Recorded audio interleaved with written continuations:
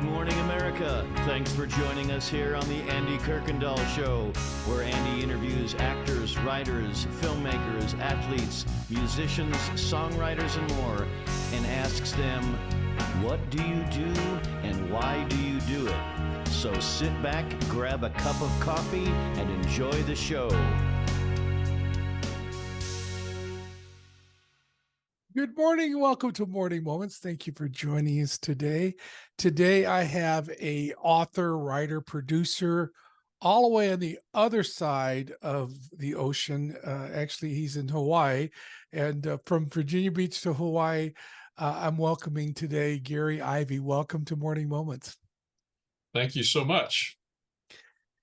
Thank you for joining us today. It's been a while getting this all worked out with technology and also time zones and things. So I thank you for your patience. Let me ask you, what do you do and why do you do it? Well, there's a lot of things I do, but I guess we mostly want to talk about writing, and I write screenplays, but I also write novels, and that's the most recent thing that I've done is come out with a novel that is the first in a series. And interestingly, my wife asked me that question, why do you write? Because she's not really a reader, and so she doesn't do writing. When she was a teenager, she wrote poetry, but now she doesn't really do any writing. So she asked me, why do you write?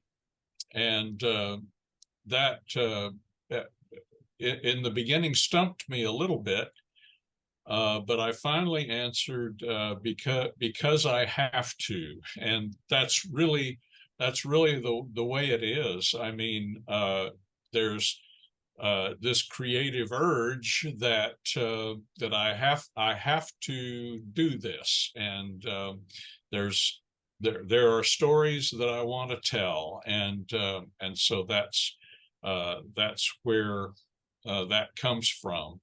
And I believe that some of these stories are stories that God would like to have told, and so that's part of the reason for that. I began many years ago to learn to write screenplays.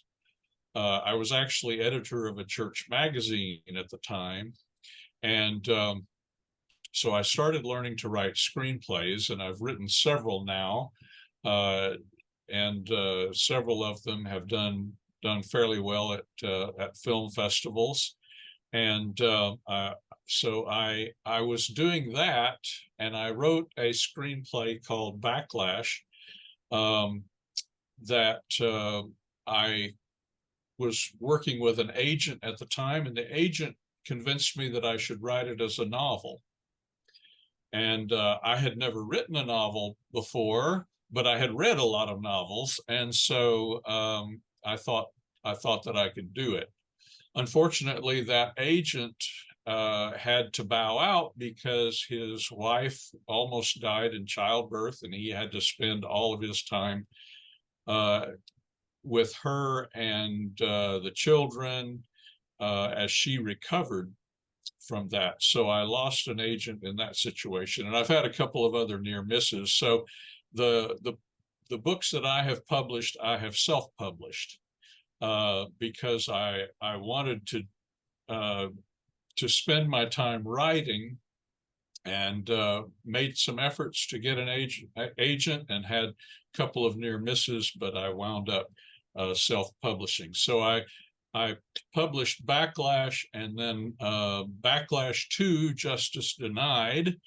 And so now I have just come out with Quest for a King, which is the first in a series I'm calling Age of the Kingdom, and it's based on the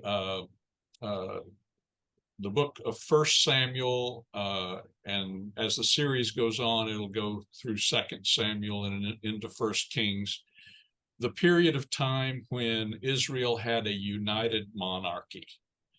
And it's fiction, it's historical fiction, because the stories are told from the viewpoint of fictional characters, characters who are plausible in the culture and in the political situation of Israel during that time. But there are characters who are fictional. There are characters who are in the Bible, but we don't know their names. Maybe they only show up one time, but I give them names and backstories and that sort of thing to kind of flesh it out. And so that's what this is based on. Quest for a King is the first book. The second book will be Exile of the King. The third book will be The Everlasting Kingdom. And not sure what I'm going to call the fourth book. But anyway, it's basically 2 novels devoted to each the reigns of Saul, David, and Solomon. It must be different writing for screenplays than it is novels. Screenplays, you expect somebody to visually see it. Right. And I imagine with the novels, you have to be more descriptive. Is that correct? Yeah, in fact, the two things could hardly be more different. I mean, they're just completely different animals.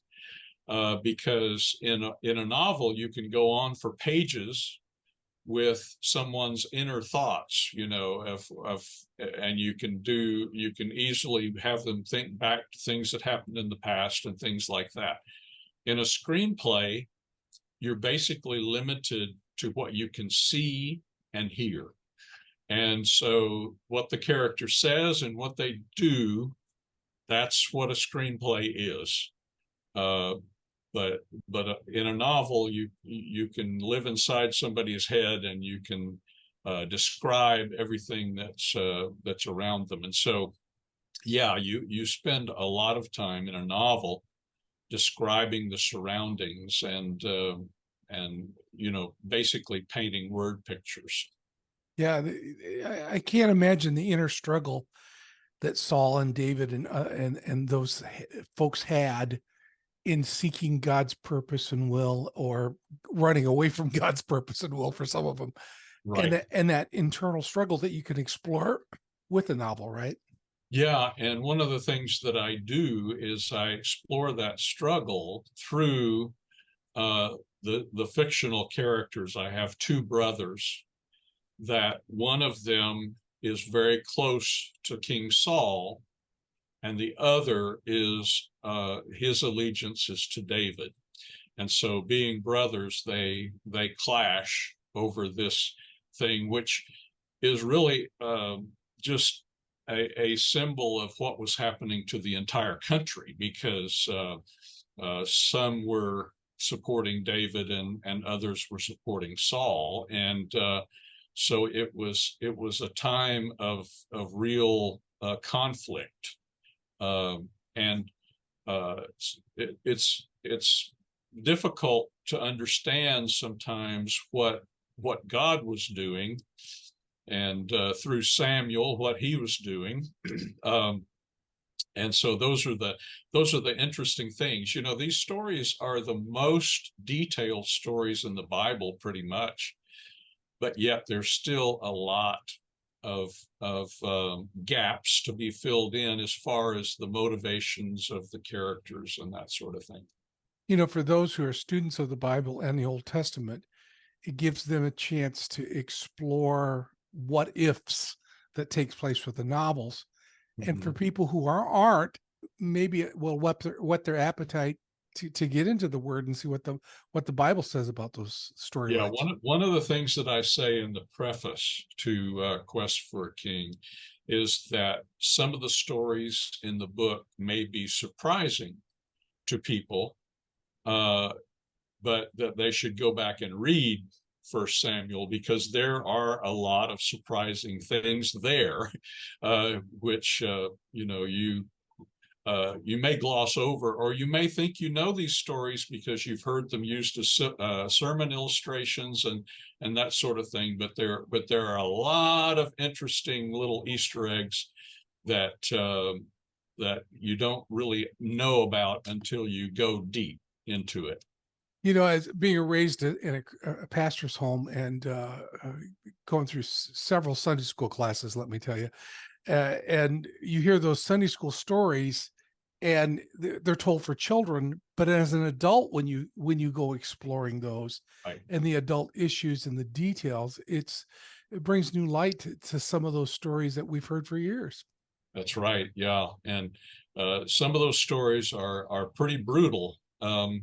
And that's another thing that I say in the preface to Quest for a King, is that this is not a children's book.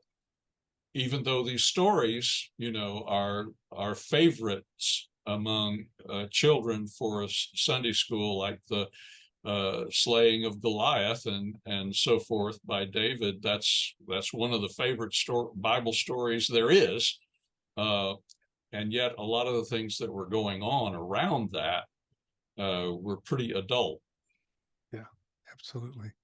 Well, I hope that people listen to this and say, I'd like to get into it deeper, and you can by getting hold of the books. Now, I've gone ahead and put the covers of the books that you've completed so far on the screen, so you can see those. And also down below, I've gone ahead and put some connections that you had. Maybe if you want to get a hold of Gary and talk to him about his screenplays or other things that he has done or is planning on doing in the future, so you can be connected. You never know the connections that sometimes an interview can make. So I'm leaving that all open to whatever God has for you. All right. Thank you so much. As we close this interview today, again, I hope I whet your appetite for what he's doing and you could explore this. But I want you to do something that I ask all of my audience to do for all of my guests. As soon as this is over, I want you to stop, take a few seconds and a few moments and pray for Gary. You see, Gary needs your prayers for his creativity and that God will put him in the right place at the right time. And you need the practice.